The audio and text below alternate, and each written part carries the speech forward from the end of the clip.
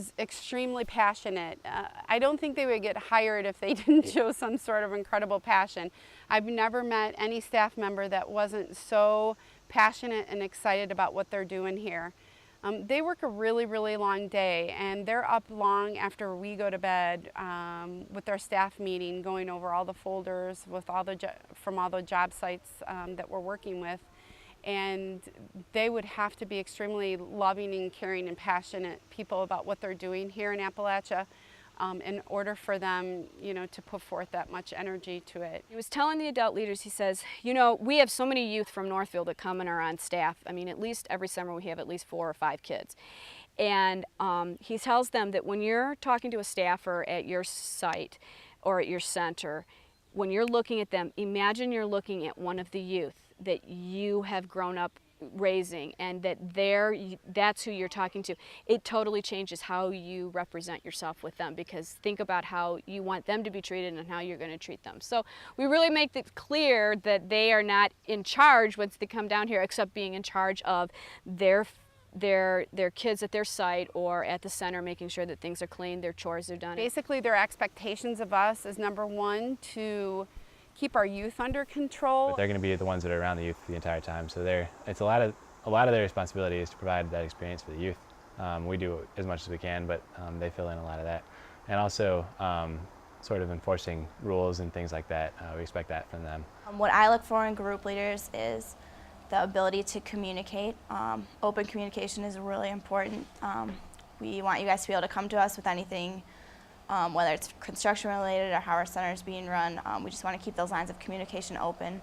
We expect group leaders to be, they're going to be on site for the entire day, and we'll come by and visit, but we won't be there for the entire time. So we need a little bit of flexibility from them in terms of getting that work done, because they need to be able to follow the directions that we give them, address problems before they arise in some cases, because we won't be there all day, and to sort of go about taking care of things on their own, not just in terms of construction. We also really appreciate when group leaders participate in evening gatherings. We think you guys can be great role models for your youth, and they are going to follow what you're doing, so please participate and they will follow right after you.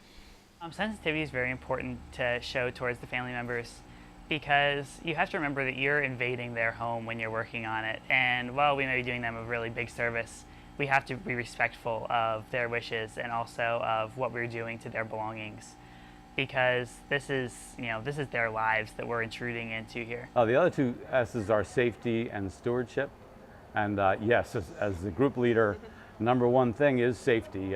You're responsible for the lives of a lot of teenagers and other adults, and you definitely want to make sure that they are prepared to be safe, they're dressed appropriately, and they're following all the rules, both on the work site, at the center, and in the area. The other S, stewardship, that's really doing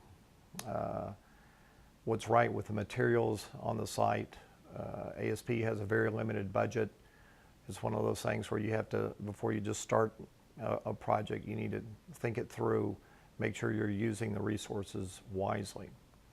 Making sure that the things that we need to do, following our daily schedule, getting out to the work site in a timely manner, following direction, following the ASP manual, that type of thing, as well as communicating with them. If we don't let them know what's going on with us, if we have a concern, then they can't support us in finding a solution, and they're very good at finding solutions for just about anything that arises. One of their biggest concerns is making sure the center is taken care of, so we definitely have to stay on task with our chores. Typical ASP center is, I suppose, a school, either an elementary school or a high school, that has been borrowed from the county, and sometimes they're still used in the summer, their classes or whatever, so it's kind of difficult for ASP to get centers, but they have an arrangement with them, with either the county or the school department or whoever it is, to use that for the summer, and so they come in. ASP pays them a little bit, but they're really doing a big favor for us. Our program managers set those up throughout the year, so we try and keep in really good relation with our community contacts in these counties. They let us sleep on the floors in the classrooms. Sometimes there's air conditioning, a lot of times there isn't. You know, we use the cafeteria and we use their kitchen and we use the gym sometimes, and it's all just a borrowed facility for us to run out of, which is really kind of asking a lot in some ways, because you know we are doing construction projects, and so we're running sort of our own little lumber yard and warehouse type of thing there.